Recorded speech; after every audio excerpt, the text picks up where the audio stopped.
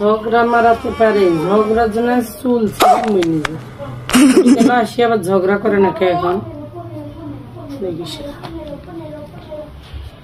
ঝগড়া করুক। শালার বউটার সাথে এইভাবে রাগারাগি করে আসলাম, কাজটা তো ঠিক করিনি। আচ্ছা বাইরে তো বিলাই কুকুরও তো শুয়ে থাকে, তাদের সাথে তো এরকম গ্যাঞ্জাম হয় না, এরকম সমস্যা হয় না। তো যাই বউটার সাথে একটু দেখি, রাগ ভাঙানোর চেষ্টা করি। শাবাশ বেটা, বহুত বড়িয়া।